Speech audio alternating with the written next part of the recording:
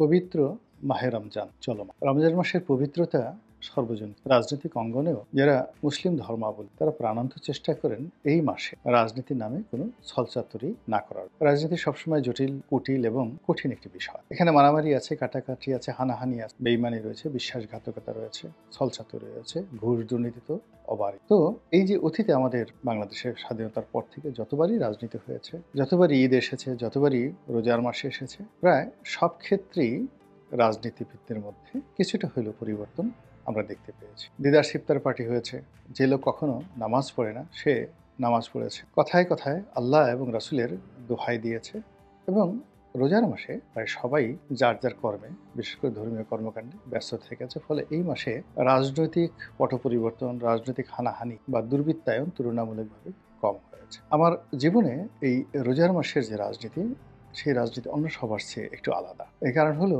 এই আমি যে কথাগুলো বললাম এটি শেখ হাসিনা মানতেন। শেখ হাসিনা মানতেন না কে রোজাদার, কে রোজাদার নয়, কোনটা রোজার মাস, এটি তিনি কেবল বক্তৃতা এবং বিবৃতিতে তাহাজ্জুদ, তাহলিল, তসবিহ এ সকল তিনি ব্যক্ত করতেন। কিন্তু এই রোজার মাসের মানুষের জীবনকে দুর্বিষহ করে দেওয়ার জন্য রাষ্ট্রশক্তি ব্যবহার করে তিনি তার বিরুদ্ধ পক্ষকে এক চুল ছাড় দেন। আমি এই রোজার মাসে গ্রেপ্তার হয়েছিলাম মিথ্যা মামলাতে। সালমান এফ রহমানের সাথে আমার যে মতদ্বৈততা ছিল, সেই মতদ্বৈততায় আমি লড়াই করে যাচ্ছিলাম এই ভদ্রলোকের সঙ্গে, এবং তিনি পেরে উঠছিলেন, কোনো অবস্থাতে তিনি পেরে উঠছিলেন। আমি ঘুণাক্ষরেও বুঝতে পারিনি, টের পাইনি যে সালমান এফ রহমান সাহেবের কর্মকাণ্ডের সঙ্গে শেখ হাসিনা জড়িত, এবং শেখ হাসিনার একটি অকণ্ঠ সমর্থন রয়েছে সালমান এফ রহমানের কর্মকাণ্ডের উপর। আমার কাছে মনে হতো শেখ হাসিনা সত্যিই দেব, সত্যিই অলিয়াল, এবং তিনি মন্দ লোকের সংস্পর্শ পছন্দ করেন। কাজে আমি যে সালমান এফ রহমানের বিরোধিতা করছি বা তাকে সমালোচনা করছি, এটা নিঃসন্দেহে শেখ হাসিনা যেহেতু দেবী, যেহেতু তিনি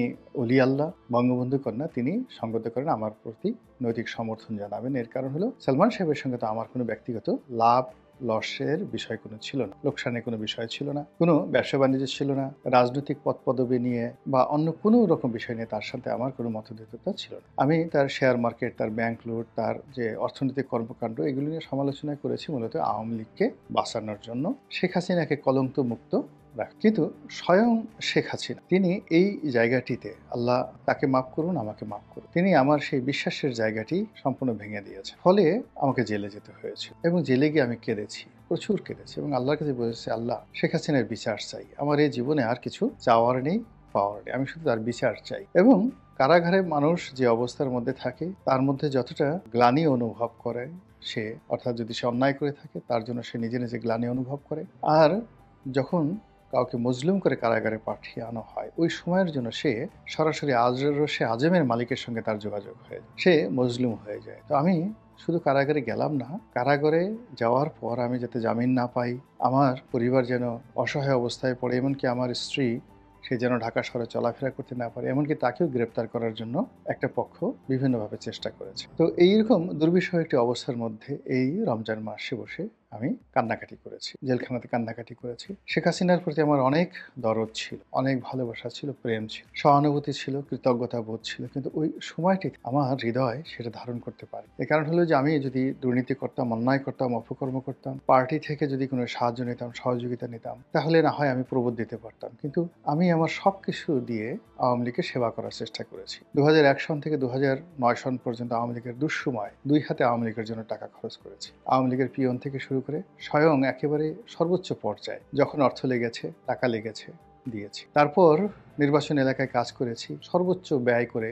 জনগণের মধ্যে আস্থা অর্জন করেছি, এবং জনগণের ভোটে নির্বাচিত হওয়ার আগে স্থানীয় কাউন্সিলে আওয়ামী লীগ যে জরিপ করে, সেই জরিপে আমার নাম আসছে। তারপর দল থেকে মনোনয়ন দেওয়া হয়েছে। শেখ হাসিনার সঙ্গে আমার ব্যক্তিগতভাবে মনোনয়ন পাওয়ার আগের দিন পর্যন্ত কোনো কথা হয়, তিনি কাগজপত্র দেখে যখন দেখেছেন যে ওই এলাকাতে এই ভদ্রলোক নমিনেশন দেওয়া যাবে, এটা গেল এক কারণ। দ্বিতীয় কারণ হলো যে ওখানে সংস্কারবাদী নেতা ছিলেন জনাব আখমা জাহাঙ্গীর হোসেন, তার সঙ্গে জনাব যাকে বলা হয় জনাব শেখ হাসিনার ব্যক্তিগত দ্বন্দ্ব সংঘাত এমন পর্যায়ে পৌঁছে গিয়েছিল, তিনি ক্ষমা জাহাঙ্গীরের বিকল্প খুঁজছিলেন, এবং সেই জায়গাতে আমার মতো একজন মানুষকে পেয়ে তিনি বললেন যে না, ফেল করুক, কিন্তু ক্ষমা জাহাঙ্গীরের বিকল্প পাওয়া গেছে, যে সাহস করে সেখানে দাঁড়াতে চেয়েছে, এটাই একটা বিরাট ব্যাপার। এবং সেই নির্বাচনে গিয়ে আমি এতটা বিপদে পড়ি, আমার জান প্রাণ যায় যায় অবস্থা। তারপর এমপি হওয়ার পরে সেই সমস্ত জনাব ক্ষমা জাহাঙ্গীর আওয়ামী লীগের খুব শীর্ষ নেতা ছিলেন, তার বন্ধু ছিল, বান্ধব ছিল, সরকারি অফিসের মানে এখন যেভাবে ধরুন আমার বন্ধু বান্ধব সবাই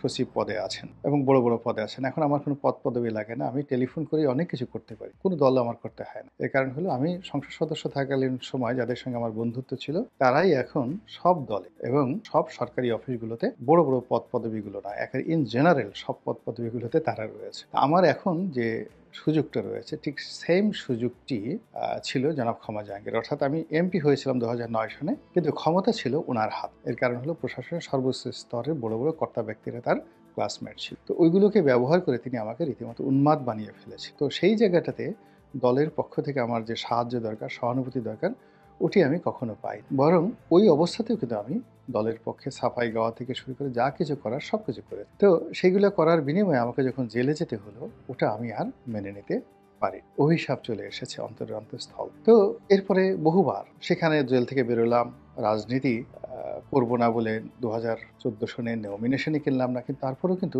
আওয়ামী লীগের ক্রোধ থেমে থাকে। 2014 থেকে 18 পর্যন্ত নির্বিচার মামলা মোকদ্দমা হামলা চলেছে, কিন্তু আমি কাউকে বলি। এরপরে সবাই বললেন যে এখন তোমাকে যদি বাঁচতে হয় তাহলে আওয়ামী লীগের মনোনয়ন চাইতে হবে, শেখ হাসিনার কাছে গিয়ে আত্মসমর্পণ করতে। তো মনোনয়ন যখন চাইলাম তখন মনোনয়ন দেওয়া হলো না, তখন একটা বিপদে পড়ে গেলাম। এই যে মাঠে নামছে সব মিলিয়ে ঠিলিয়ে দেয়, সবাই বললো যে যেহেতু একটা রাজনীতির প্ল্যাটফর্ম দরকার, শেখ হাসিনা তোমাকে রিজেক্ট করেছে, তো কাজেই তিনি যদি আবার ক্ষমতা আসেন এবং তোমার যদি কোনো প্ল্যাটফর্ম না থাকে, you cannot sustain and survive. তখন বাধ্য হয়ে নিজের অস্তিত্ব রক্ষার জন্য বিএনপির প্ল্যাটফর্মে আসলাম দুটো বিশ্বাস নিয়ে। প্রথম বিশ্বাস হলো শেখ হাসিনাকে আমি বিশ্বাস করেছিলাম যে তিনি যে দোহাই দিয়ে বলেছেন, তার পিতার দোহাই দিয়ে বলেছেন যে নিরপেক্ষ নির্বাচন হবে, আমার প্রতি বিশ্বাস রাখেন, আস্থা রাখেন। তো নিরপেক্ষ নির্বাচন হলে গলাচিপাতে আমার যে নির্বাচনী এলাকাতে বিপুল ভোটে জয় লাভ করার শতভাগ সম্ভাবনা ছিল, নিশ্চয়তা ছিল, নট সম্ভাবনা, নিশ্চয়তা ছিল। আর এর সঙ্গে বিএনপির সাপোর্ট, সেটা অনেকটা বিজয়ের পথে সাহায্যকারী শক্তি হিসেবে ভূমিকা পালন। কিন্তু 2018 সনে সেই রাতের ভোটে যা হয়েছে এটাও একটা চরম মুনাফিক, ভীষণ রকম মুনাফিক। এবং তখনও আমি আর এক দফা মজলুম হয়ে আমার বাসার মধ্যে আটকে যেভাবে চারিদিক থেকে আওয়ামী লীগ অত্যাচার করেছে, জুলুম করেছে, বাসার মোবাইল নেটওয়ার্ক বন্ধ, এমনকি খাবার দাবারও বাইরে থেকে নেওয়া বন্ধ, বাইরের কোনো লোক বাসায় ঢুকতে পারে না, বাসার কোনো লোক বাইরে যেতে পারে না, আজ ডাকাতি হবে। এখন এই যেভাবে মব হচ্ছে ওইরকম আমাকে বাসাকে কেন্দ্র করে একটা মবের রাজত্ব তৈরি হচ্ছে। ওই সময়টাতে আল্লাহর কাছে দোয়া করেছি, অভিশাপ দিয়েছি। তো ওই মুসলিমের দোয়া কতটুকু কবুল হয়েছে না হয়েছে সেটা বলতে পারবো না, কিন্তু আলহামদুলিল্লাহ এখন আমার যদি বাকি জীবনে আর কোনো কিছু রাজনৈতিকভাবে শূন্য আমি কোনো কিছু নাও পাই, তারপরেও আল্লাহর দরবারে শুকরিয়া, আল্লাহ আমাকে একটা বিরাট পাষাণ থেকে, বিরাট যাকে বলে বোঝা থেকে আমাকে রক্ষা করেছে। এই জন্য এই কথাগুলো শেখ হাসিনাকে উদ্দেশ্য করে যে কথাগুলো বললাম, এগুলো মূলত ডক্টর মোহাম্মদ ইউনূস এর জন্য প্রযোজ্য এই মুহূর্তে। এর কারণ হলো সুসময় থাকে না বেশি, আর প্রতিটি কর্মের জবাব দিতে হয় এবং প্রতিটি কর্মের হিস্সা দিতে হয় এবং স্থানকাল পাত্রভেদে কিছু কর্মকাণ্ড করতে হয়। এই যে রোজার মাস, পবিত্র মাহে রমজান, এই মাহে রমজানকে যদি উনি বা ওনার যারা লোকজন রয়েছে তারা পবিত্র মনে করেন এবং এই একটা মাস যদি কারোর সঙ্গে কথা বলতে গিয়ে একটি ছলচাতুরি তাদের ভিতর থেকে না বের হয়, কোনো মুনাফিকে যদি তাদের ভিতর থেকে বের না হয় এবং তারা হৃদয় এবং মন মানসিকতা নিয়ে যা করতে চান সেই কথাগুলো যদি এই রোজার মাসে স্পষ্টভাবে জাতির সামনে বলে, তাহলে আল্লাহ তাদের সেই কর্মে বরকত দেবেন। তারা রাজনীতি করতে চান, যদি বলেন যে হ্যাঁ আমরা রাজনীতি করতে চাই, অতীতে এরশাদ সাহেব করেছেন, জিয়াউর রহমান সাহেব করেছেন, অথবা আমরা নির্বাচন দেবো আরো 1 বছর 2 বছর পরে, এই কাজ করার পরে তারপর আমরা নিজেরা পার্টি হয়ে আমাদের এই যে ছাত্ররা রোয়িংস আছে আর কয়েকদিন পরে আমরাও এর সঙ্গে পিছনে আছি, ইত্যাদি ইত্যাদি। অর্থাৎ প্রেসিডেন্ট জিয়া যেটা করেছেন, প্রেসিডেন্ট এরশাদ যেটা করেছেন, আমি ডক্টর মোহাম্মদ ইউনূস আমার লোকজন নিয়ে আমরা সেম কাজটি করছি এবং করব।